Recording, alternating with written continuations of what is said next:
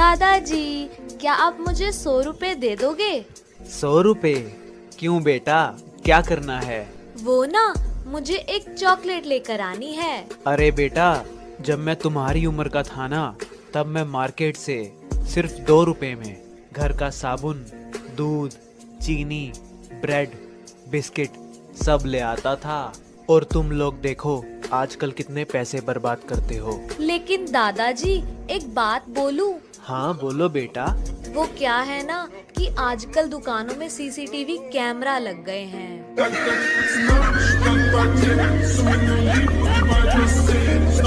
खैर ये टीचर्स लोग, ये लोग तब तक मारते हैं बच्चे को जब तक बच्चा रोए नहीं। इसलिए लड़कियां तो मार खाती ही नहीं है, क्योंकि लड़कियों के पास कुछ ऐसा रहता है, इनबिल्ट रहता है इनके अंदर कुछ, कि ये विद इन अ सेकेंड आंसू निकाल सकती है। बेटा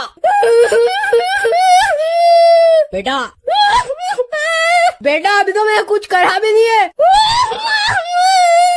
बेटा बैठ जाओ, चुपचाप जाओ, बैठ जाओ।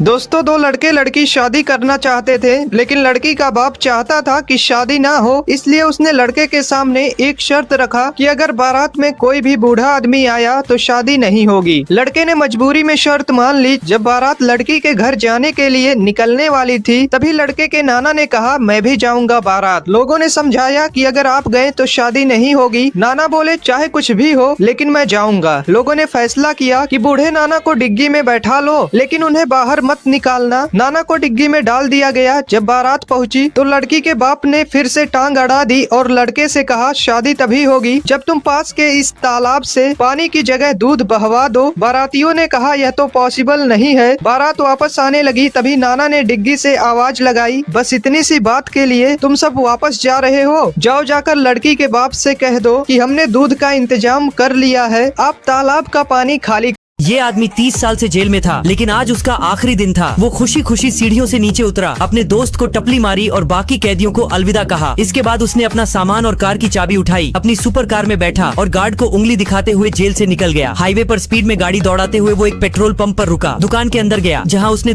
फिर एक कोल्ड ड्रिंक की कैन उठाई और उसे चुराने की कोशिश की। लेकिन जब वो काउंटर पर पैसे देने गया तो कर्मचारी की नजर उसकी हरकत पर पड़ गई। घबराकर वो फौरन अपनी गाड़ी में बैठा और निकल गया। रास्ते में उसने कैन को कूड़ेदान में फेंकने की कोशिश की, लेकिन निशाना चूक गया। कैन लुढ़कते हुई घाटी से नीचे गिर गया, जहाँ पहले से ही एक क्राइम सीन चल रहा था। वहाँ मौजूद 2 डिटेक्टिव्स को वो कैन मिली। उन्होंने उसे सबूत के तौर पर एक प्लास्टिक बैग में डाला, फिर लैब में फिंगरप्रिंट स्कैन करके पहचान पक्की की और अब दोनों अफसर इस आदमी को वापस जेल पहुँचाने के लिए तैयार थे। एक महिला ने तपस्या करके शिवजी को प्रसन्न कर लिया। शिवजी प्रकट हुए और बोले, मांगो एक वरदान। महिला बोली, प्रभु मुझे एक नहीं 3 वरदान चाहिए। शिवजी बोले, ठीक है चलेगा, लेकिन मैं तुम्हें जो दूंगा उसका 10 गुना मैं तुम्हारी सास को दूंगा। शिवजी को लगा कि महिला आनाकानी करेगी, मगर भारतीय नारी सब पर भारी। महिला बोली, चलेगा। पहला वरदान, मुझे 1 करोड़ रुपए दे दो।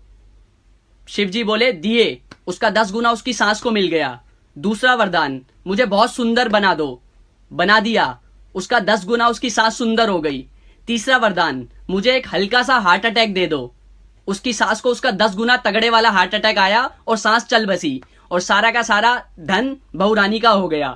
तब से शिवजी त्रिशूल लेके उस आदमी को ढूंढ रहे हैं जिसने कहा था कि औरतों के पास दिमाग